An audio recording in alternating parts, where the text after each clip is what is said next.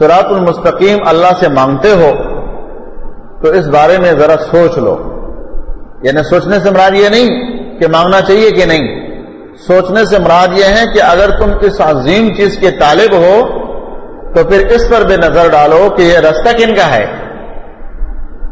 یہ ایسا راستہ نہیں ہے کہ تم مانگتے ہو کہ اس پر مجھے چلنے کی توفیق دو اور پھر جب چلنے لگو تو اس پر مصائب آئیں گے، تو مشکل راستہ ہے.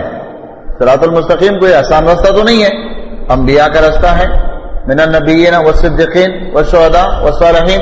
اب ان چاروں لوگوں کو جب جمع کرو، شہداء اس میں آ گئے، انبیاء اس میں آ گئے، صدیقین اس میں آ گئے، صالحین، یہ تو ان لوگوں کا راستہ ہے جو انتہائی مشکلات سے گزرنے والے لوگ تھے. یہ ویسا آسان راستہ تو ہے نہیں کہ آپ صرف کہہ رہے ہیں صراط المستقیم اور صراط المستقیم آپ کو مل جائے گی. نہیں، اب بتانا مقصود یہ ہے کہ اس راستے پر چلو، لیکن اس راستے کے جو تم سے سبقت کرنے والے لوگ تھے ان کا ذرا ایک نظر تاریخ بھی پڑھو، اور ان پر جو گزرے ہوئے مصائب ہیں ان کو اپنے سامنے رکھو. اور یہی بات اللہ رب العالمین نے قرآن کریم کے دوسرے مقامات پر صراحت کے ساتھ ذکر کیا ہے کہ کیا احسب الناس ان یترکوا ان یقولوا آمنا وهم لا یفتنون. انہوں نے ایمان کا دعویٰ کیا کہ ہم صراط المستقیم پر چلیں گے اور ان کو آزمایا نہیں جائے گا. وَلَقَدْ فَتَنَّ الَّذِينَ مِن قَبْلِ، جو پہلے لوگ تھے وہ آزمائے گئے تھے نا.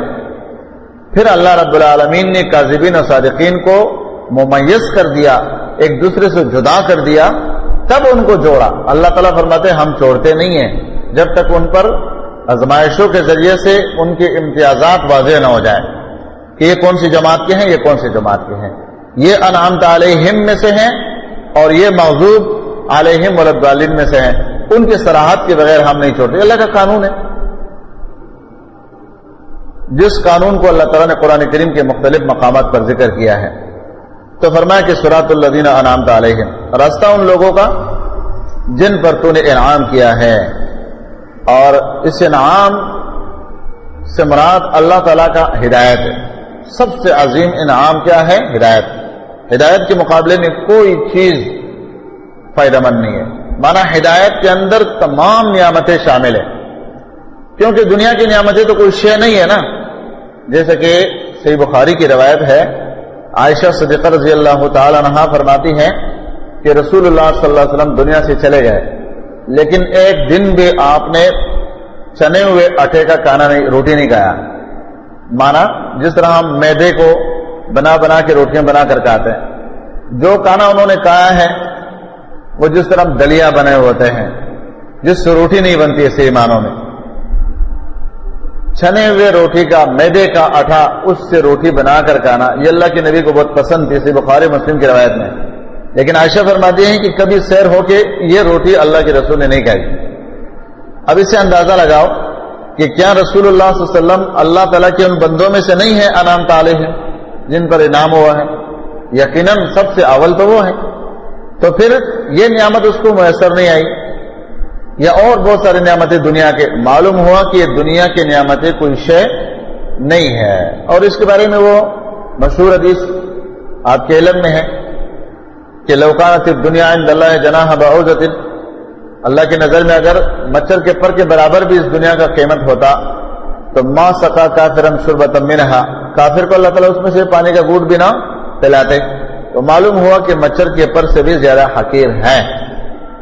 اس لیے اللہ رب العالمین نے اچھے اچھے اپنے بندوں کو، چنے چنے بندوں کو نہیں دی ہے دنیا، مالدار نہیں بنایا، دنیا کی نعمتوں کو کھائے بغیر وہ دنیا سے چلے گئے.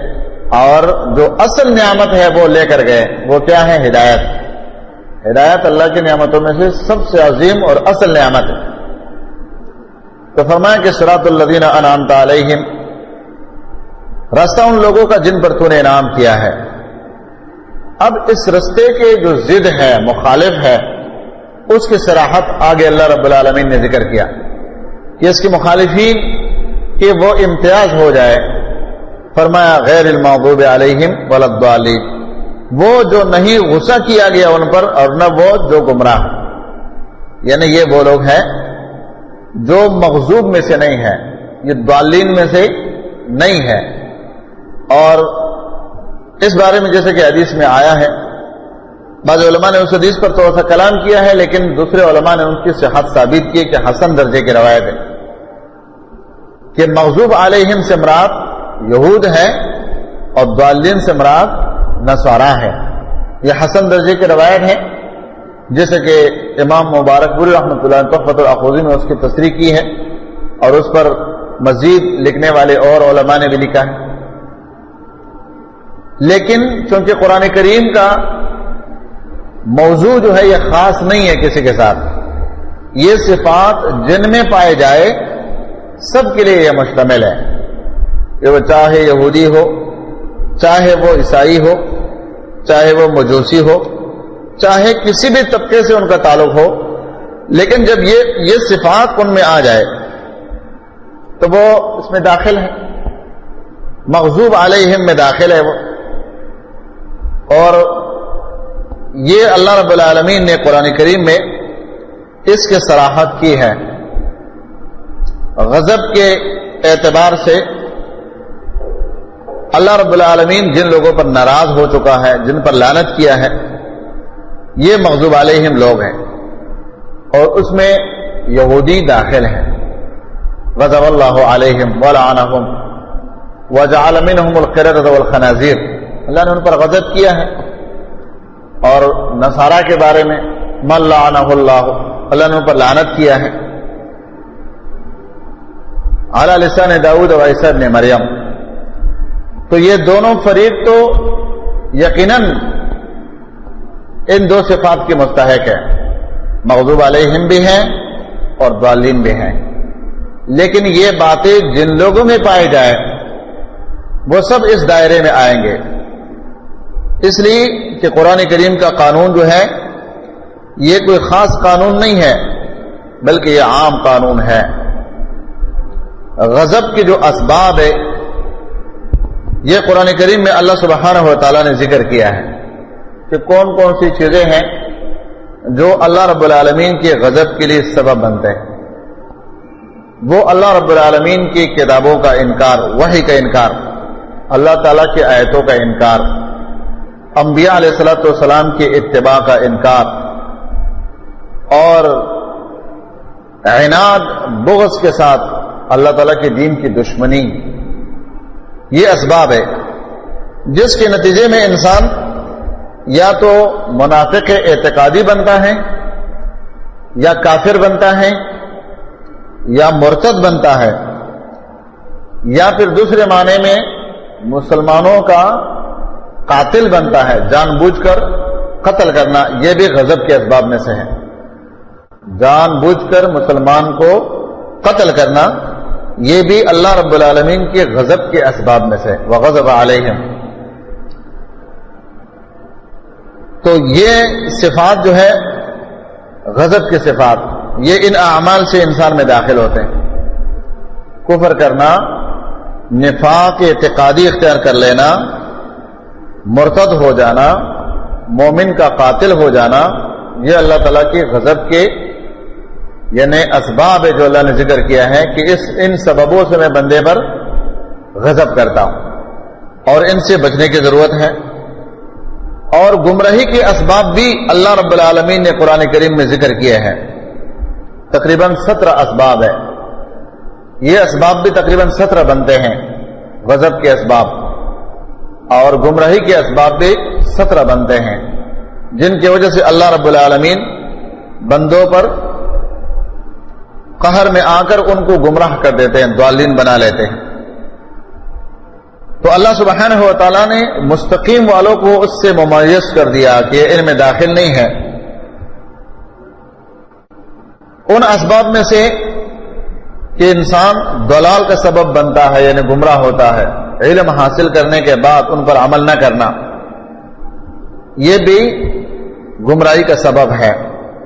رسول کے اتباع سے چہرہ پھیر دینا، یہ بھی گمراہی کے اسباب میں سے سبب ہے.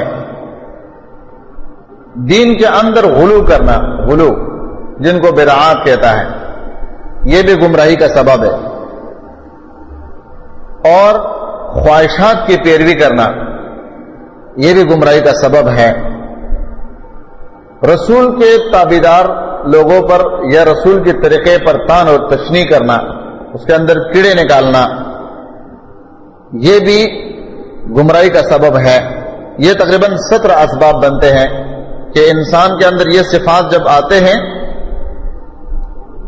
تو انسان گمراہ ہو جاتا ہے، اللہ کے غضب کا مستحق ہو جاتا ہے، اور اس سے بچنے کی سخت ضرورت ہے۔ یہ اللہ سبحانہ و تعالیٰ نے صراط المستقیم والوں کے صراحت کر دی کہ یہ وہ راستہ ہے جن پر انبیاء علیہ الصلوۃ والسلام اور صادقین، شہداء اور صالحین جا چکے ہیں، اور یہ مغضوب الضالین ان صفات سے محفوظ بچے ہوئے لوگ ہیں۔ سورۃ فاتحہ کے بارے میں ایک علمی مسئلہ جو نبی علیہ الصلوۃ والسلام کے صحابہ کے دور میں تو متنازع نہیں تھا، اور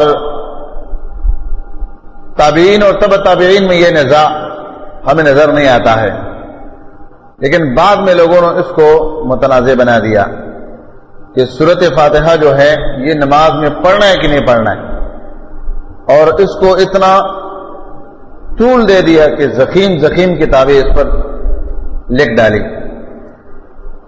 اس کا خلاصہ اگر آپ سمجھیں گے نا خلاصہ کے طور پر، تو وہ یہ ہے کہ رسول اللہ صلی اللہ علیہ وسلم نے سورۃ فاتحہ کو صلاۃ قرار دیا ہے، صلاۃ، نماز۔ تو اب جب ایک انسان نماز پڑھتا ہے، نماز میں نماز نہیں پڑھتے تو کون نماز کہے گا؟ صحیح مسلم کی روایت میں یہی ہے نا، رسول اللہ صلی اللہ علیہ وسلم نے فرمایا کہ اللہ فرماتے قسمت الصلاۃ بینی و بین عبدی نصفین، میں نے نماز کو اپنے اور اپنے بندے کے درمیان اد و اد کر لیا ہے، میں نے اپنے اور اپنے بندے کے درمیان نماز کو ادا کر لیا ہے۔ اذا قال العبد الحمد للہ رب العالمین قال اللہ تبارک وتعالی حمدنی عبدی، وَإِذَا قَالَ الْعَبْدُ الرَّحْمَنُ الرَّحِيمُ قَالَ اللَّهُ تَبَارَكَ وَتَعَالَى مَجَّدَنِي عَبْدِي، وَإِذَا قَالَ الْعَبْدُ الرَّحْمَنُ الرَّحِيمُ قَالَ اللَّهُ تَبَارَكَ وَتَعَالَى أَثْنَى عَلَيَّ عَبْدِي، وَإِذَا قَالَ الْعَبْدُ إِيَّاكَ نَعْبُدُ وَإِيَّاكَ نَسْتَعِينُ قَالَ اللَّهُ تَبَارَكَ وَتَعَالَى هَذَا بَيْنِي وَبَيْنَ عَبْدِي نِصْفَيْنِ، کیونکہ اس آیات میں آدھی بات اللہ کی طرف ہے اور آدھی بات بندے کی طرف۔ اے اللہ میں تیرے ہی بندگی کرتا ہوں، تجھے ہی سے مدد چاہتا ہوں۔ اور آگے فرمایا کہ جب بندہ کہتا ہے اہدنا الصراط المستقیم، تو اللہ فرماتے ہیں کہ وَلِعَبْدِ مَا سَأَلَ، جو بندہ مجھ سے مانگے گا میں دوں گا۔ اب جب یہ آیات کوئی بندہ نماز میں پڑھے گا ہی نہیں تو اللہ تعالیٰ اس کو کیا جواب دے گا؟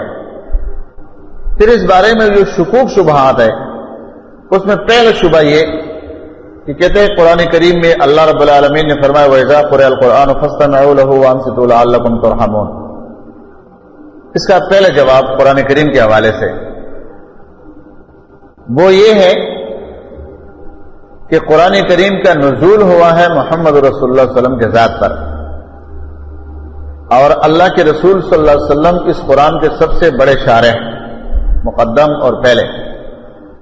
اس کی پوری سیرت کو آپ پڑھے، نبی علیہ السلام کی کسی ایک حدیث میں آپ کو ایک لفظ بھی فاتحہ کے نام سے نہیں ملے گا کہ اللہ کے رسول صلی اللہ علیہ وسلم نے فرمایا ہو کہ امام کی پیچھے فاتحہ مت پڑھو۔ پوری زندگی میں اللہ کے نبی کے جتنے احادیث کا ذخیرہ ہے اس ذخیرے کو چاند ڈالو، کہیں نہیں ملے گا۔ دوسری بات، قرآن کی اس آیات کا نزول ہوا ہے کہاں؟ مکے میں۔ کون سی آیات؟ وَإِذَا قُرِئَ الْقُرْآنُ فَاسْتَمِعُوا لَهُ، سورۃ اعراف۔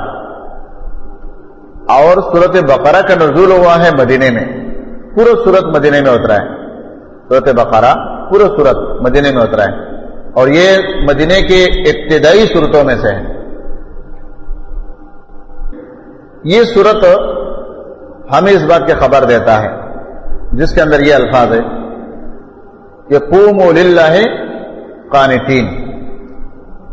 زید بن ارقم رضی اللہ عنہ فرماتے ہیں، صحیح مسلم کی روایت ہے کہ کننا نتکلم فی الصلاۃ، ہم نماز میں باتیں کیا کرتے تھے، حتی نزلت ہذہ الآیہ، جب یہ آیات نازل ہو گئی کہ قوموا للہ قانتین، امرنا بالسکوت، ہمیں خاموش رہنے کا حکم دیا گیا، اور نہینا عن الکلام، باتوں سے ہم کو منع کیا گیا. اب یہ صحیح مسلم کے صحیح روایت جو زید بن ارقم کے ہیں اور قرآن کریم کے ان دونوں آیتوں کے تناظر میں آپ دیکھ لیں کہ جو آیات مکے میں نازل ہو گئی ہے مدینے تک آ گیا وہ معاملہ، اور لوگ نماز پڑھ رہے ہیں امام کے پیچھے، اکیلے بھی امام کے پیچھے بھی. اور اس آیات کی نزول کے بعد، قرآن کریم کی اس آیات کے نازل ہونے کے بعد نماز میں باتیں منع نہیں ہوئی، نماز میں باتیں منع نہیں ہوئی. وَإِذَا قُرِئَ الْقُرْآنِ کی نزول کے بعد باتیں منع نہیں ہوئی. حَتَّى نَزَلَتْ هَذِهِ الْآيَةُ قُومُوا لِلَّهِ قَانِتِينَ. یہ آیات کہاں نازل ہو گئی؟ مدینے میں. تو اتنے طویل عرصے میں جب اس آیات کے نزول کے بعد امام کے پیچھے نماز میں باتیں منع نہیں ہوئی تو امام کے پیچھے فاتحہ کیسے منع ہو گیا؟ یہ بالکل صریح دلیل ہے، اور زید بن ارقم نے اس کی صراحت کی ہے. كُنَّا نَتَكَلَّمُ فِي الصَّلَاةِ حَتَّى نَزَلَتْ هَذِهِ الْآيَةُ قُومُوا لِلَّهِ قَانِتِينَ نُهِينَا عَنِ الْكَلَامِ وَأُمِرْنَا بِالسُّكُوتِ.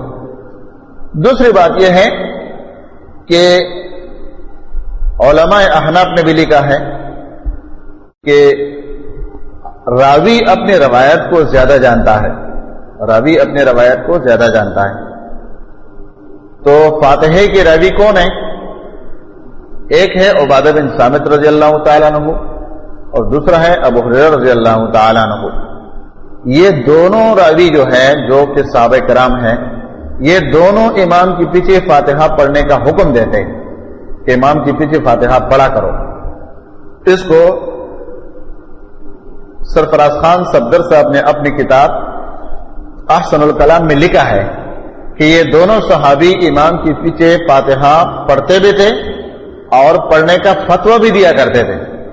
تو اب ہمیں کیا معلوم ہوا کہ جو صحابہ اس حدیث کو بیان کرنے والے ہیں وہ صحابہ اس حدیث کے معنی کیا بتاتے ہیں کہ امام کے پیچھے فاتحہ پڑھنا ہے. اور علامہ عبدالحی حنفی رحمۃ اللہ علیہ اپنی کتاب میں لکھا ہے، یہ امام الکلام اس کا کتاب ہے، امام الکلام، اس کے اوپر شرح بھی اس نے لکھا ہے، حاشیہ چڑھا ہے غیث الغمام کے نام سے. اس میں انہوں نے لکھا ہے کہ یہ جو قرآن کریم کی آیات ہیں وَإِذَا قُرِئَ الْقُرْآنُ فَاسْتَمِعُوا لَهُ، یہ اگر ہم فاتحے کے لیے اس کو مختص کرتے ہیں کہ امام کے پیچھے فاتحہ نہ پڑھا جائے تو اس کا ماقبل کے ساتھ ربط ختم ہو جائے گا، ماقبل کی آیات کے ساتھ ربط ختم ہو جائے گا، جبکہ قرآن کریم بے ربط کتاب نہیں ہے، یہ مضمون اور عنوان کے ساتھ چل رہا ہے. تو کہتے آگے عنوان کفار سے مخاطب ہے، لولا اجتبیتھا، آگے عنوان آ رہا ہے کہ ہم کو ہمارے مطالبات کے مطابق تم کوئی معجزہ لے کر آؤ. تو اللہ رب العالمین نے انہیں سے مخاطبہ کیا ہے کہ قرآن سے بڑھ کر کیا معجزہ ہے، وَإِذَا قُرِئَ الْقُرْآنُ فَاسْتَمِعُوا لَهُ، اس کو سنو، یہ تو عظیم معجزہ ہے تمہارے دلوں کی صفائی کے لیے، اس سے رستے کھل جائیں گے. اور پھر اس آیات کو بھی لایا ہے کہ دیکھو مشرکین نے نبی صلی اللہ علیہ وسلم کے دعوت کے مقابلے میں جو طریقہ اختیار کیا تھا وہ قرآن کے صراحت میں موجود ہے کہ انہوں نے کہا کہ وقال الذین کفروا لا تسمعوا لهذا القرآن والغوا فیہ لعلکم تغلبون. تو ان کے جملوں کو اور ان جملوں کو اکٹھا کرو. وقال الذین کفروا لا تسمعوا لهذا القرآن، تو یہاں اللہ نے کیا فرمایا کہ فاستمعوا له، وَإِذَا قُرِئَ الْقُرْآنُ فاستمعوا له. وہاں فرمایا وَالْغَوْا، یہاں فرمایا وَأَنصِتُوا. لغو کا مقابل شور کے مقابلے میں انصات آ گیا وَأَنصِتُوا.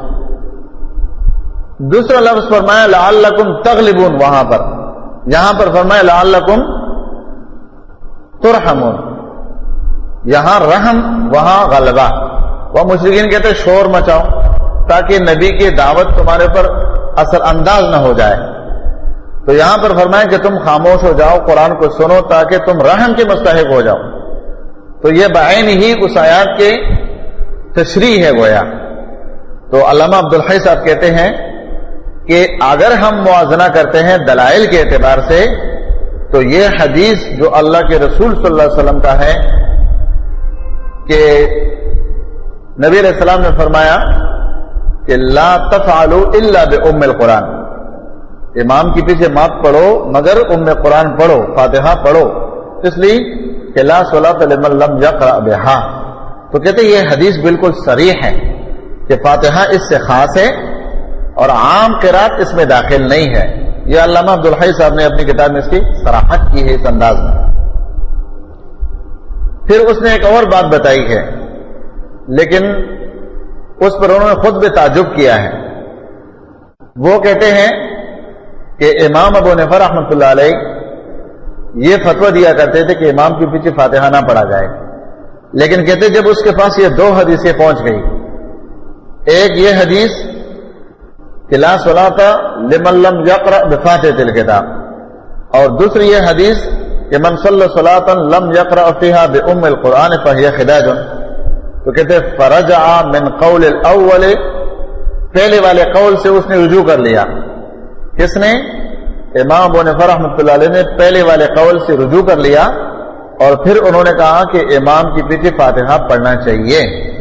لیکن علامہ عبدالحی صاحب کہتے ہیں اپنے اس کتاب میں، کہتے احناف کی کتابیں امام صاحب کی اس رجوع سے خالی ہے، کہتے ہمیں ملتا نہیں ہے یہ قول۔ اگر امام محمد اس قول کو عام کر لیتے جیسے کہ انہوں نے ان کے اقوال کو نقل کیا ہے، تو آج یہ نزاع، یہ جھگڑا باقی نہیں رہتا۔ پھر یہاں پر صحابہ کرام کے عمل کی طرف جب ہم آتے ہیں تو صحابہ میں سے، جمیع صحابہ میں سے کسی ایک صحابی سے آپ کو یہ قول نہیں ملی کہ اس نے یہ قول کیا ہو کہ امام کے پیچھے فاتحہ مت پڑھو۔ جتنے صحابہ ہیں کسی ایک صحابی سے یہ قول آپ کو نہیں ملی۔ البتہ آپ کو صحابہ کے اقوال اس اعتبار سے ملیں گے کہ امام کے پیچھے فاتحہ لازمی پڑھنا ہے۔ یہ امام بہقی رحمۃ اللہ جو مختص کتاب اس عنوان پر لکھا ہے کتاب القرات، اس میں انہوں نے عمر فاروق رضی اللہ تعالیٰ عنہ کا قول اور فتویٰ یعنی نقل کیا ہے کہ اس سے پوچھا گیا کہ کیا ہم امام کے پیچھے فاتحہ پڑھیں گے؟ فرمایا ہاں پڑھو۔ کہا وَإِن كُنْتَ، اگر تو امام ہو اور ہم تیرے پیچھے نماز پڑھے تو پھر بھی پڑھیں گے۔ کہا اگر میں امام ہوں تم مقتدی ہو تو پھر بھی فاتحہ پڑھنا ہے، اس لیے کہ اس کے بغیر نماز نہیں ہوتی ہے۔ پھر اس میں یہ بات قابل غور ہے کہ اختلاف کے عنوان میں جب ہم آتے ہیں تو ایک عمل ایسا ہے کہ اس کے پڑھنے سے آپ کا نماز باطل نہیں ہوتا ہے، برباد نہیں ہوتا ہے، کیونکہ اس پر کسی کا بھی فتویٰ نہیں ہے۔ ایک تو ہوتا ہے نا باتیں کرنا، صرف جس نے پڑھ لیا اس کے منہ میں انگارہ ہے فیہ جمرتن، اور جس نے پڑھ لیا تو یہ ہو جائے گا وہ ہو جائے گا۔ لیکن قرآن کی کسی آیات یا نبی علیہ السلام کی کسی حدیث میں یا صحابہ میں سے کسی ایک کا صحیح قول آج تک کسی نے نہیں لایا کہ اگر کسی نے امام کے پیچھے فاتحہ پڑھ لیا تو اس کی نماز برباد ہو جائے گی۔ اس پر ایک مناظرہ ہوا تھا پنجاب میں، جس میں ایک طرف جو ہے عبداللہ صاحب تھے، عبداللہ شیخ پوری، اور دوسری جانب یونس نعمانی صاحب تھے، اور صرف 1.5 گھنٹے کی تقریباً گفتگو میں اس بات پر مناظرہ اختتام کو پہنچا کہ اہل حدیث مناظر نے لکھا کہ جو امام کے پیچھے فاتحہ نہیں پڑھے گا اس کی نماز نہیں ہوگی۔ اب ان سے لوگوں نے کہا کہ تم لکھو جو پڑھے گا اس کی نماز نہیں ہوگی۔ عبداللہ شیخ پوری کا مدعا یہ تھا کہ تم لکھ کے دے دو کہ جو امام کے پیچھے فاتحہ پڑھے گا تو اس کی نماز نہیں ہوگی۔ جب تک ہمارے دعویٰ اور جواب دعویٰ متضاد نہیں ہوگا تو مناظرہ کیسا ہوگا؟ اس نے کہا یہ ہمارے مسلک کے خلاف ہے، ہم لکھ نہیں سکتے کہ جو پڑھے گا اس کی نماز نہیں ہوگی، یہ ہمارے مسلک کے خلاف ہے۔ کیا مطلب؟ کہ پڑھے گا تو اس کی بھی ہو جائے گی، نہیں پڑھے گا اس کی بھی ہو جائے گی، تو میں یہ لکھ کے نہیں دوں گا کہ جو پڑھے گا تو اس کی نماز نہیں ہوگی، اس لیے کہ ہمارے مسلک کے خلاف ہے۔ تو میں اس کے تناظر میں بولوں گا کہ اگر ایک عمل کرنے سے دونوں متفق ہیں کہ فاتحہ پڑھنے والے کی نماز ہو جائے گی، اور دوسرے عمل کرنے سے مانا فاتحہ نہ پڑھنے سے قرآن کے تناظر میں، احادیث کے تناظر میں، اقوال صحابہ کے تناظر میں، پھر ائمہ کے تناظر میں، امام مالک، امام شافعی، امام احمد بن حنبل اور جمیع مفسرین محدثین، ان کے تناظر میں یہ فتویٰ آئے گا کہ جو نہیں پڑھے گا اس کی نماز نہیں ہوگی. اور جو لوگ نہ پڑھنے کے قائل ہیں وہ کہتے ہیں نماز اگر فاتحہ مقتدی نہیں پڑھے گا تو نماز ہو جائے گی. تو اب کون سے پر عمل کیا جائے گا؟ ایک پر تو ساری امت کا اجماع ہے کہ جو پڑھے گا اس کی نماز تو ہے ہی ہے صحیح، لیکن وہ دوسرا جو کہتے ہیں نہیں پڑھے گا تو نماز ہو جائے گی، اس پر تو ایک فرقے کے لوگ ہیں نا، پوری امت میں سے چند لوگ ہیں، وہ کہتے ہیں جو فاتحہ نہیں پڑھے گا تو اس کی نماز صحیح ہے اور نہیں پڑھنا چاہیے. دوسری طرف ساری امت کے لوگ ہیں کہ جو فاتحہ امام کے پیچھے پڑھے گا اس کی نماز تو صحیح ہے ہی ہے. اس میں حنفی بھی داخل ہے. تو جس پر امت کا اجماع ہے تو وہ لیا جائے، جس پر ساری امت کا اجماع ہے کہ جو فاتحہ پڑھے گا اس کی نماز صحیح تو ہے ہی ہے. صرف نہ پڑھنے والے کی دلیل یہ ہے کہ نہ پڑھا جائے تو بہتر ہے. تو پھر کون سے کو لیا جائے؟ پڑھنے کو لیا جائے گا جس پر امت مجتمع ہے اور پڑھنا چاہیے. یہ ایسا عنوان ہے جس پر دونوں جانب سے بہت طویل کتابیں لکھی گئی ہیں، اور اس میں یعنی فاتحہ کو امام کے پیچھے پڑھنے کے ثبوت کے اعتبار سے ارشاد الحق اثری صاحب کی کتاب اس میدان میں سب سے اعلیٰ ہے.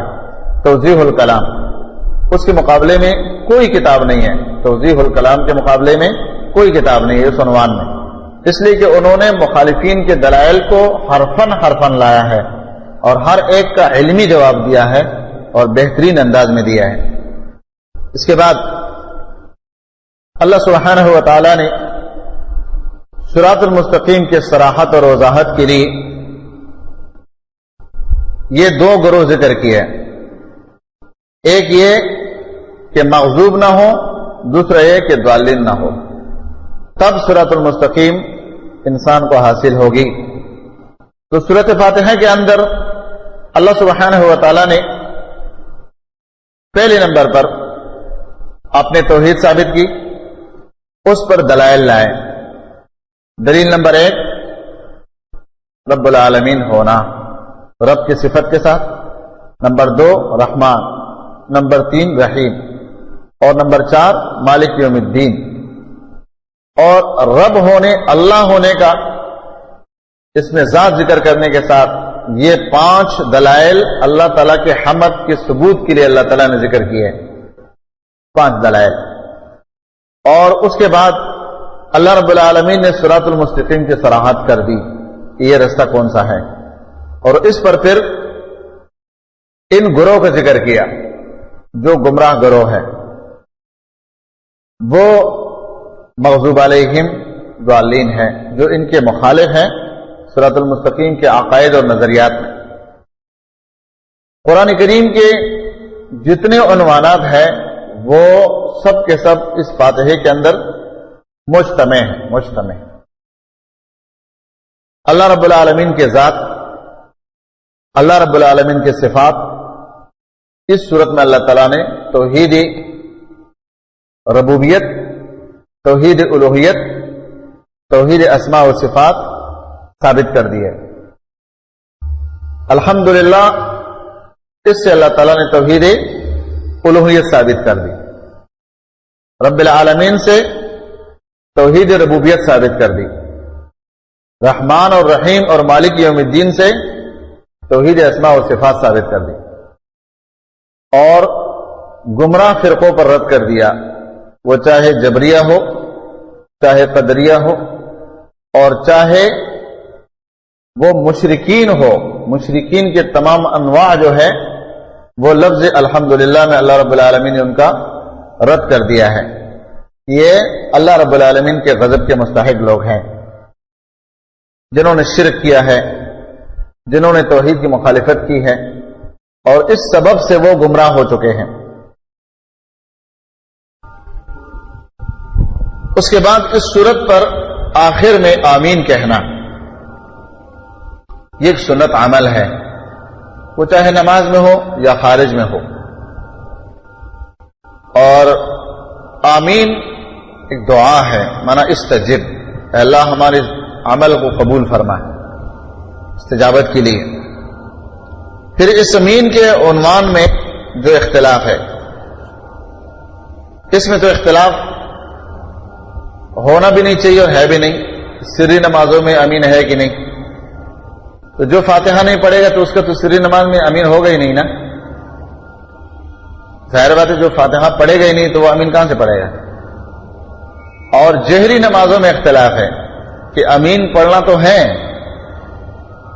لیکن جہری ہے یا سری ہے. جہری اور سری دونوں کے جو دلائل ہے اس کو جمع کیا جائے تو دونوں کے دلائل سے جہر ثابت ہوتا ہے. دونوں کے دلائل سے جہر ثابت ہوتا ہے، سر ثابت نہیں ہوتا ہے. مثلا ایک تو امام بخاری رحمۃ اللہ علیہ کا استدلال کہ اذا امن الامام فامنوا، جب امام آمین کہے تو تم آمین کہو. یہاں سوال پیدا ہوتا ہے امام آمین کہے تو ہم آمین کہیں گے، وہ جہر سے کہے گا تو ہم کہیں گے نا. جب تک وہ جہر سے نہیں کہے گا تو ہم کیسے کہیں گے؟ اس سے امام بخاری نے استدلال کیا ہے امام امین کہے تو تم امین کہو. اور صحیح بخاری میں پھر انہوں نے عطا ابن ابی رباح کا قول لایا ہے کہ امین دعا ہے، الامین دعا، امین دعا ہے. امن الزبیر ومن وراءہ، زبیر رضی اللہ عنہ نے جب مکے کے وہ والی بن گئے تھے، 1 سال کے لیے انہوں نے جو مکے کے اختیارات سنبھالے تھے، اس موقع پر امین کہتے تھے وہ امام بن کر. ومن وراءہ، اور جو زبیر رضی اللہ عنہ کے پیچھے لوگ تھے وہ بھی امین کہتے تھے. حتی للمسجد الالجہ، یہاں تک کہ مسجد میں گونج پیدا ہوتی. یہ عطا کا قول امام بخاری رحمۃ اللہ اپنے صحیح میں نقل کیا ہے. اس میں پھر مد بہا صوتہ آیا ہے اور اخفى بہا صوتہ، اس میں پھر جھگڑا ہے. علماء احناف استدلال کرتے ہیں اس بات سے کہ سفیان ثوری کے روایت میں اخفى بہا صوتہ آیا ہے اور سفیان ابن عیینہ کے الفاظ میں جو ہے وہ مد بہا صوتہ آیا ہے. اس میں جو اختلاف ذکر کیا ہے اس کا میں آپ کے سامنے خلاصہ رکھتا ہوں کہ کیا اخفاء کا کیا معنی ہوتا ہے. اخفاء کا یہ معنی ہوتا ہے کہ اتنا آہستہ پڑھو کہ کوئی سن نہ سکے، یا اخفاء کا یہ معنی ہوتا ہے کہ جو انتہائی بلند آواز ہے اس سے کم کرو. اس کی صریح دلیل آپ کے پاس کیا ہے؟ اس کی صریح دلیل آپ کے پاس اذان ترجیح ہے. اذان ترجیح میں کیا الفاظ ہے کہ مؤذن پہلی کلمات پڑھتے تھے اشہد اللہ الہ الا اللہ و اشہد ان محمد رسول اللہ، مد بہا صوتہ، مد کے ساتھ. اور پھر جب دوبارہ اس کو پڑھتے تھے تو اخفى بہا صوتہ، آواز میں اخفاء کرتے تھے. تو کیا اذان بھی اخفاء ہوتے؟ اگر اخفاء کا معنی ہے کہ دل میں پڑھو، اذان تو اخفاء ہوتے نہیں، اذان کا تو معنی ہی ہے جہر. تو اس سے اخفاء کا معنی واضح ہو جاتا ہے کہ اخفاء سے مراد کتنا ہے، معنی آواز کو پست کرنا. صرف اس حدیث سے اگر استدلال کیا جائے تو اخفاء اور مد کے معنی میں وضاحت ہو جائے گی کہ زیادہ بلند آواز اور تھوڑا کم بلند آواز، بس اتنا فرق ہو جائے گا. جبکہ یہاں پر امام بخاری رحمۃ اللہ علیہ نے وضاحت کی ہے کہ اخفاء کے لفظ کے ساتھ اس میں راوی کی کئی غلطیاں ہیں. اس میں مد بہا صوتہ کے بجائے اخفى بہا صوتہ بھی اس کی غلطی ہے. لیکن ہم کہتے ہیں کہ ان تمام بحثوں کو اگر چھوڑ بھی دیا جائے اور اس روایت پر آ جائے کہ جو آذان کے لیے آیا ہے کہ اخفى بہا صوتہ، انہوں نے آذان پر اپنے آواز میں اخفاء پیدا کیا، تو اخفاء کا کیا معنی ہوگا؟ اس کا معنی یہ ہوگا کہ جو زیادہ بلند آواز سے پہلے کلمات انہوں نے کہہ دیے تھے، دوبارہ ان کلمات کو ذرا مدم آواز کے ساتھ انہوں نے پکارا ہے. لیکن اس سے مراد یہ نہیں ہوگا کہ دل کے اندر. پھر یہ کہ جس آواز سے استدلال یعنی جس حدیث سے استدلال کیا جاتا ہے اس کے اندر بھی لفظ کیا ہے؟ صوت ہے، صوت. اخفا بہا صوتہ، تو صوت کس کو کہتے ہیں؟ عربی میں صوت آواز کو نہیں کہتے. اخفا بہا صوتہ، صوت کو استے کیا نا، تو جب صوت ثابت ہو گیا تو جہر ثابت ہو گیا. اگر ایسا کوئی حدیث کوئی لے آئے کہ اللہ کے نبی جہر کے ساتھ فاتحہ پڑھ رہے تھے اور اللہ کے نبی نے ولدالین کہہ دیا، یہ تو ہم نے سن لیا، لیکن آگے آمین ہم نے نہیں سنا، تو پھر وہ دلیل بن سکتا ہے. لیکن یہاں تو ہے کہ اخفا بہا صوتہ، تو صوت بذات خود جہر ہے، لہذا یہ نزاع لا حاصل ہے، بلکہ صریح جو دلائل ہے اس کے خلاف ہے اور اس کی طرف رجوع کرنا چاہیے. قرآن کریم کے عنوانات کی طرف ہم آتے ہیں کہ قرآن کریم میں جس طرح ہم یہاں فاتحے میں پڑھ چکے ہیں کہ قرآن کریم کا عنوان کیا ہے؟ اللہ رب العالمین کا وحدانیت ثابت کرنا، یہ پہلا عنوان ہے. 6 بڑے عنوانات میں سے یہ پہلا عنوان ہے، اللہ تعالیٰ کے وحدانیت کو ثابت کرنا. اور دوسرے نمبر پر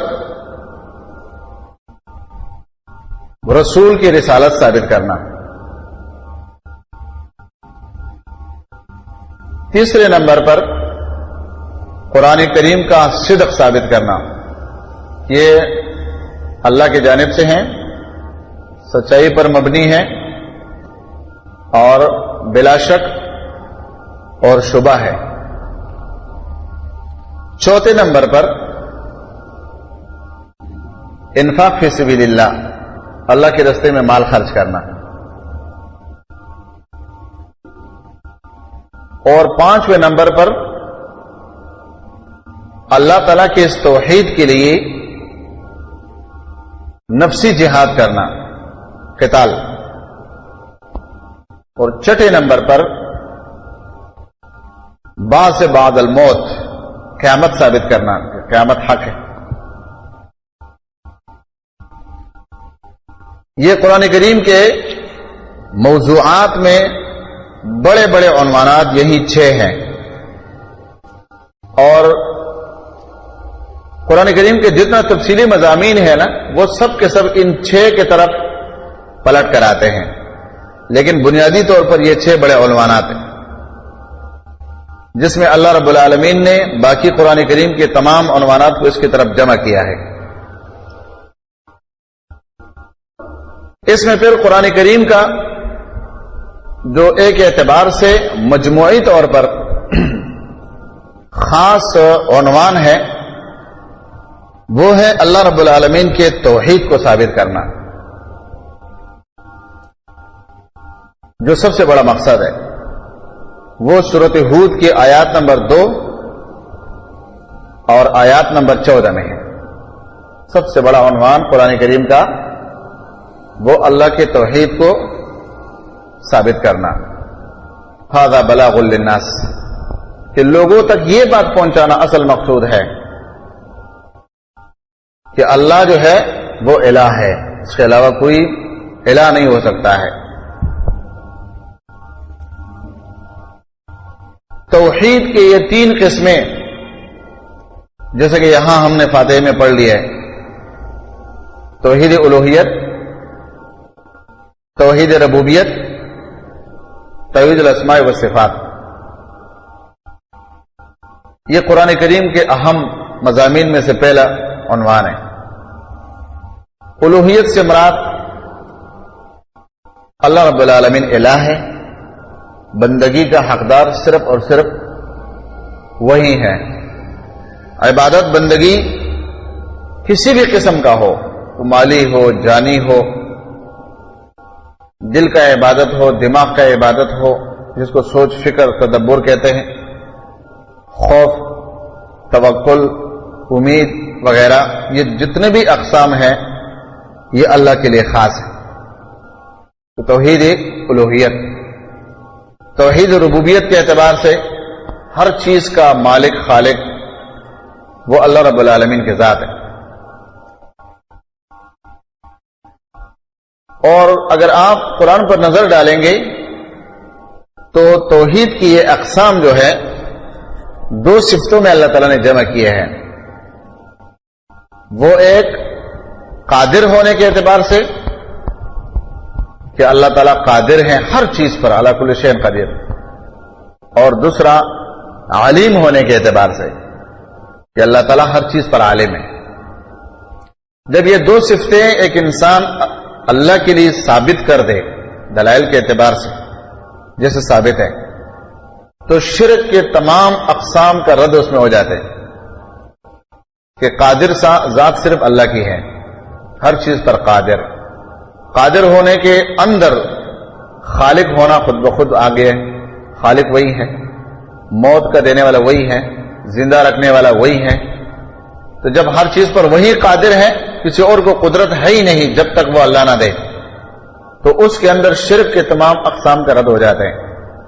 اور جب اللہ کے لیے ثابت ہو جائے کہ اللہ کے ذات اکیلے علیم ہے، علم اور علیم صرف اس اللہ کے ذات ہے، تو شرک فی العلم جو کہ بہت بڑا مشرکین کا عنوان ہے اور ان کی مخالفت میں قرآن کریم نے بہت صراحت کی ہے، تو اس کا رد ہو جاتے ہیں کہ جب علم کا صفت اللہ تعالیٰ کے لیے ہے ازلی، اس میں اس کا کوئی غیر شریک نہیں ہو سکتا ہے،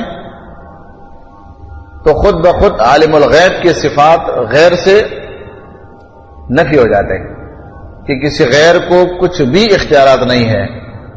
اللہ کی ماں سوا کسی کو اختیار نہیں ہے، اور غیب کا علم اللہ کے ساتھ مختص ہے. اس میں اللہ رب العالمین کے ذات کے ساتھ کوئی اور شریک نہیں ہے. بسم اللہ الرحمن الرحیم. الف لام میم ذالک الکتاب لا ریب فیہ ھدی للمتقین. سورۃ بقرہ سورۃ فاتحہ کے ساتھ اس کا تعلق. پہلی سورۃ بقرہ ہے، اس کے ساتھ اس کا تعلق ہے کہ اس میں اللہ رب العالمین نے اجمال کیا ہے مختصر. اب اس میں تفصیل ہے. اس میں اللہ رب العالمین نے اپنے ذات کے لیے جو صفت بیان کی ہے رب العالمین، تو اللہ کی ربوبیت کا یہاں تفصیل آئے گا کہ رب کون ہے. وہ ہے الذی خلقکم، اس نے تم کو پیدا کیا ہے. تیسرے نمبر پر سورۃ فاتحہ میں رحمان اور رحیم کا ذکر تھا، تو اس سورت میں اللہ رب العالمین اپنی رحیمیت کا بنی اسرائیل کے حوالے سے انعامات خاصہ اور عامہ بقرہ میں اس کا ذکر ہوگا. اس ترتیب سے فاتحہ میں ہم نے مالک یوم الدین پڑھ لیا، تو اس صورت میں اللہ رب العالمین آیات الکرسی کے اندر وضاحت کرے گا کہ اس کے پاس سارے اختیارات ہیں، اور اس کے ساتھ ساتھ بشارت اور تخویف یعنی خوف دینا، ڈر. نمبر 5 سورۃ فاتحہ میں ہم نے پڑھ لیا ایاک نعبد و ایاک نستعین. تو اس صورت میں دلائل کے ساتھ اللہ سبحانہ و تعالی اپنے توحید کو ثابت کرے گا. یا ایھا الناس اعبدوا ربکم الذی خلقکم. اس ترتیب سے 7ویں نمبر پر 6 نمبر پر طلب ہدایت ہم نے پڑھ لیا ہے کہ اہدنا الصراط المستقیم. تو اس کے یہاں پر اللہ رب العالمین نے جواب دیا ہے کہ تمہارے دعا کی قبولیت کے لیے شرط یہ ہے کہ تم قرآن کریم کو اپناؤ جو ھدی للمتقین ہے. اس میں تمہیں ہدایت مل جائے گی. جو تم دعا مانگتے ہو یہ اس کا جواب ہے. 7ویں نمبر پر صراط المستقیم ہم نے پڑھ لیا، تو اس کے تفصیلی احکامات وہ سورۃ بقرہ میں ہم پڑھیں گے. کہ اس میں اللہ رب العالمین نے عبادت کا حکم دیا ہے، قبلے کا ذکر ہے، اس میں قصاص ہے، اس میں روزے ہیں، اس میں قتال ہے، حج ہے، اللہ کے راستے میں انفاق خرچ کرنا ہے، جہالت کا رسم رواج اس پر رد ہے، جس میں طلاق وغیرہ کے عنوانات، اور یہی صراط المستقیم کی تفصیل ہے کہ تم گمراہ لوگوں کے راستے سے اپنے آپ کو بچاؤ۔ صراط المستقیم پر چلنے کا یہ واحد طریقہ ہے۔ 8ویں نمبر پر فرمایا کہ انعمت علیہم، تو اب سورۃ بقرہ میں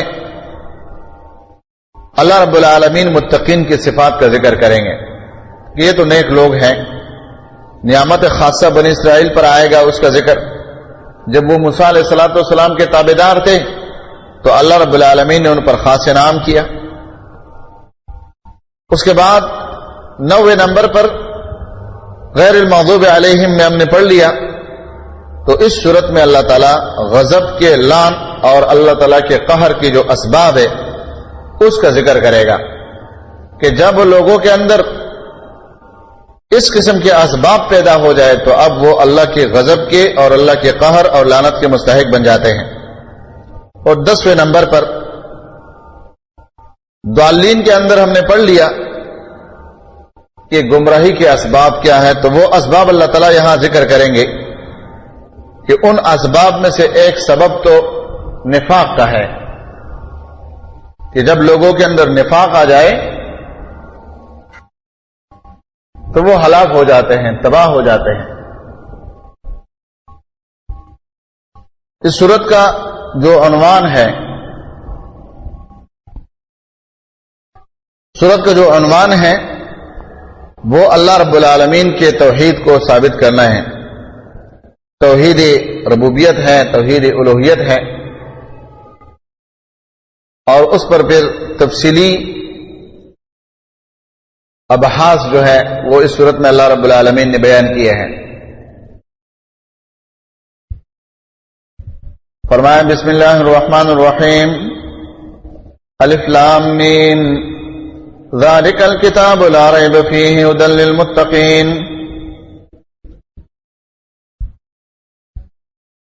اس سورت کے ناموں میں سے سورت بقرہ جو معروف ہے، فسطاط القرآن جو کہتے ہیں، جس کو ہم پنڈال کہتے ہیں، عام طور پر بڑا خیمہ، فسطاط القرآن،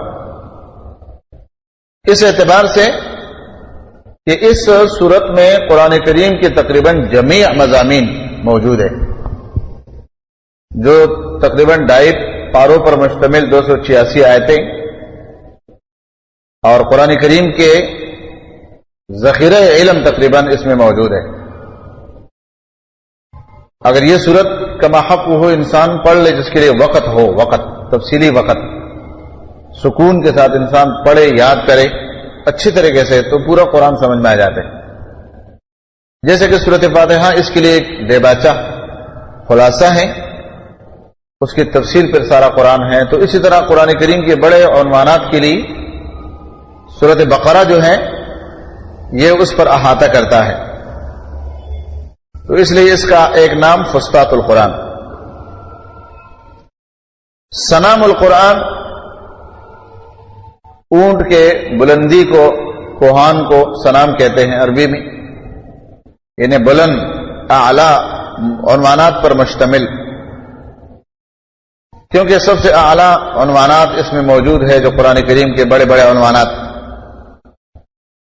اور اس کے ساتھ ساتھ اس کا نام زہرہ بھی آیا ہے۔ زہرہ وہ تو حدیث سے ثابت ہے، جس طرح کہ آپ کے علم میں ہے، اور ایک نام سورۃ بقرہ، یہ 4 نام معروف ہے، مشہور اس میں سے بقرہ ہے۔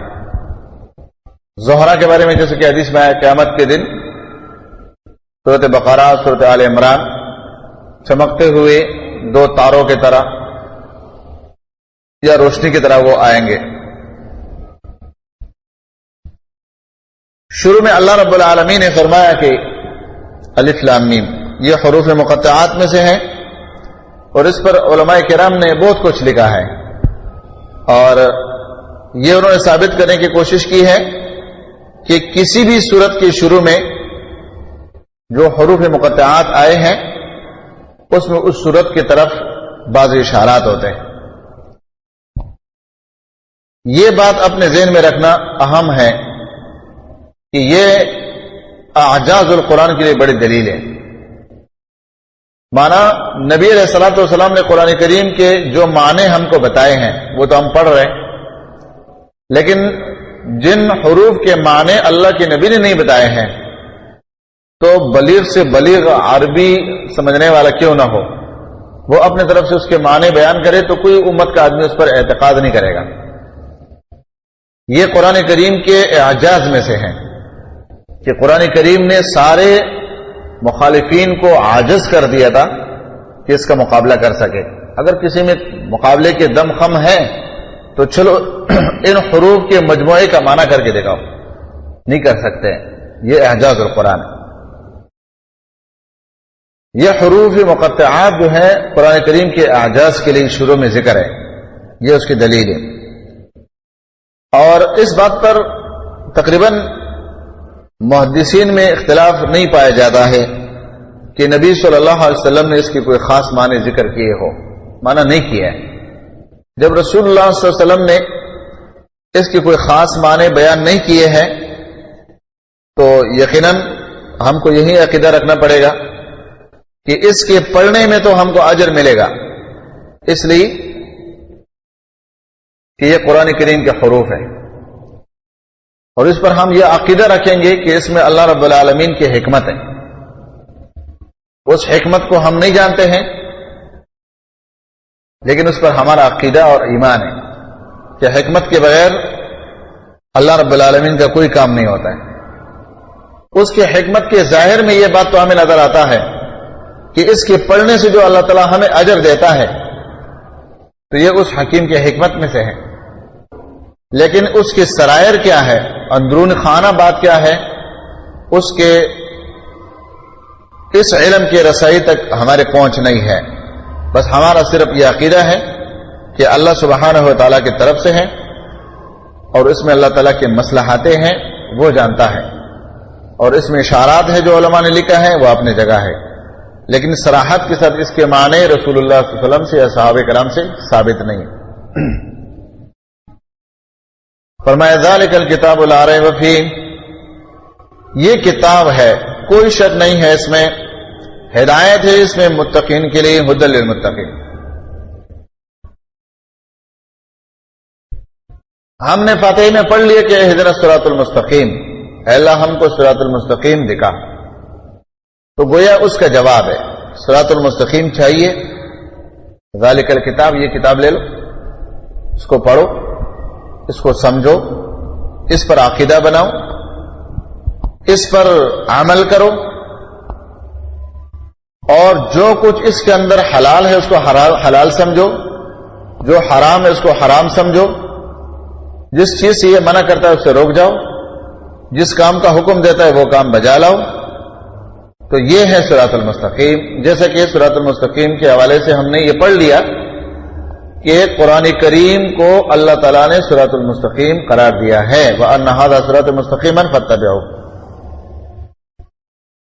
ھدی للمتقین یہاں پر فرمایا. آگے سورۃ بقرہ 185 نمبر آیات میں ھدی للناس فرمایا، سارے انسانوں کے لیے ہدایت. متقین کے لیے ہدایت یہاں اس لیے فرمایا کہ ایک ہوتا ہے عام رہنمائی، اور ایک یہ ہے کہ رہنمائی کے کرنے والے کی پیچھے جب بندہ چل پڑتا ہے تو رہنمائی تک پہنچنا لازم ہو جاتے. جس کی مثال ہم یوں دے سکتے ہیں کہ ایک شخص ہے کسی راستے پر کھڑا ہے اور آنے والوں سے کہہ رہا ہے کہ اس راستے پر چلو، اشارہ دے رہا ہے. اب جو لوگ اس کے بات کو مانتے ہیں کہ اگر کسی نے مقصود تک جانا ہے تو آؤ، اس کو ہاتھ سے پکڑ کر یا اس کا قائد بن کر کے وہاں تک اس کو پہنچاتے ہیں. جو لوگ کہتے ہیں کہ آپ کے رہنمائی کی ہمیں ضرورت نہیں ہے، آپ کا جانا ضروری نہیں ہے، صرف آپ دلالت کریں، اشارہ کریں، وہ اس کو اشارہ کرتے ہیں یہاں چلو. اب دونوں میں ظاہری فرق ہے. متقین لوگ وہ ہیں جو قرآن کریم کے حلال حرام، اوامر نواہی، ان کو پورا مانتے ہیں تو یہ قرآن پھر ان کے لیے یقینی ہدایت ہے. اصل مقصود تک یہ قرآن پھر متقین کو پہنچا دیتا ہے. اور ہدی للناس کا یہ معنی ہے کہ ہدایت کی طرف دعوت تو یہ سارے لوگوں کو دیتا ہے، لیکن متقین وہ لوگ ہیں جو قرآن کی اس دعوت کو مکمل طور پر قبول کر لیتے ہیں. اور عام لوگ جب قبول نہیں کرتے ہیں تو داعی ہونے کے اعتبار سے تو ہدی للناس سارے لوگوں کے لیے ہے، لیکن قبولیت کے اعتبار سے یہ متقین کے لیے ہے کہ وہ پورا اس سے فائدہ اٹھا لیتے ہیں. اور اس کی دلیل سورۃ فرقان بلکہ سورۃ انفال کی وہ آیات ہیں جس میں اللہ رب العالمین نے فرمایا یا ایھا الذین آمنوا ان تتقوا اللہ یجعل لکم فرقانا، اے ایمان والو اگر تم اللہ سے ڈر گئے تو اللہ تعالیٰ تمہیں فرقان دے گا. انفال 29 نمبر میں فرمایا اللہ تمہیں فرقان دے گا. وہ فرقان کیا ہے؟ حق اور باطل میں تمیز، حلال حرام میں فرق، شکوک و شبہات سے نجات. یہ ساری چیزیں انسان کو کب ملتی ہے؟ تقوی کے بعد. تقوی ایک آلہ ہے جس کو آپ ٹارچ کہہ سکتے ہیں، روشنی کہہ سکتے ہیں، بلب کہہ سکتے ہیں، اندھیرے میں چلنے کے لیے تقوی. اور تقوی کے معنی بھی یہی ہے کہ انسان کسی راستے پر سفر کرے اور اس کے دائیں بائیں مشکلات ہو، اس کے گرانے پکڑنے پھسلانے کے لیے مختلف قسم کے اسباب ہو، وہ ان تمام سببوں سے اپنے آپ کو بچاتا ہوا اپنا سفر جاری رکھتا ہے. تو وہ شکوک شبہات سے بچتا ہوا اپنے منزل مقصود تک جاتا ہے. اس لیے فرمایا کہ یجعل لکم فرقانا، اللہ تعالیٰ تمہیں فرق کرنے کے لیے، مانا کسوٹی جس کو کہتے ہیں، اللہ تمہیں کسوٹی دے گا جس کے ذریعے سے تم منزل مقصود تک پہنچ جاؤ گے. تو فرمایا کہ ذالک الکتاب لا ریب فیہ ھدی للمتقین. کتاب میں شک نہیں ہے، یہ نہیں کہ شک کرنے والوں کے دلوں میں شک نہیں ہے. جو لوگ اللہ کی کتاب میں شک کرتے ہیں تو بہت سارے لوگ ہیں، بہت سارے لوگ شک کرتے ہیں، لیکن فرمایا ذالک الکتاب، یہ کامل کتاب جو ہے اس میں کوئی شک نہیں ہے. ریب کا ہے ریب، جبکہ ریب کے مقابلے میں اور بھی ایسے افعال ہیں جو استعمال ہو سکتے ہیں، لیکن ریب ایک جامع معنی کو بتاتا ہے کہ اس میں کسی قسم کا شک نہیں ہے، تمام شکوک اور شبہات سے یہ بالکل منزہ پاک ہے. اب اللہ سبحانہ و تعالیٰ یہ متقین کے اوصاف کا ذکر فرماتے ہیں. یہ متقین کون لوگ ہیں، ان کی صفات کیا ہے؟ فرمایا الذین یؤمنون بالغیب، وہ جو ایمان لاتے ہیں غیب کے ساتھ، ویقیمون الصلاۃ، قائم کرتے ہیں نماز، ومما رزقناہم ینفقون، جو ہم نے ان کو دیا ہے وہ اللہ کے راہ میں خرچ کرتے ہیں. صفت اول ایمان بالغیب. ایمان بالغیب کے اندر فرشتوں پر ایمان، جنات ہمیں نظر نہیں آتے ان پر ایمان، قیامت پر ایمان، اللہ سے ہمارا بالمشافہ ملاقات نہیں ہے اس پر ایمان بالغیب، عذاب قبر پر ایمان، ایمان بالغیب ہے. اب عذاب قبر کو لوگوں نے کتنا متنازع بنایا ہے، جو ایک فتنہ ہے، اور اس بارے میں کتنے لوگوں کو انہوں نے شکوک اور شبہات میں ڈالا ہے. اگر قرآن کریم کی اس آیات پر ہی عمل ہو جائے تو ان کے تمام شکوک شبہات زائل ہو جاتے ہیں. وہ کیسے شبے دیتے ہیں لوگوں کو؟ کہتے ہیں دیکھو مردہ ہے، مردہ کہتے ہیں یہ تمہارے سامنے پڑا ہوا ہے، اور ڈاکٹر ان کو کاٹ دیتے ہیں، کوئی ہاتھ لے جاتے ہیں، کوئی پاؤں لے جاتے ہیں، کوئی سر لے جاتے ہیں، ان پر تجربے کرتے ہیں. کہتے ہیں کیا کہاں سے اس کو عذاب ہوتا ہے؟ تو یہ جو ہم کو قرآن نے ایمان والوں متقین کی پہلی صفت بیان کی ہے غیب.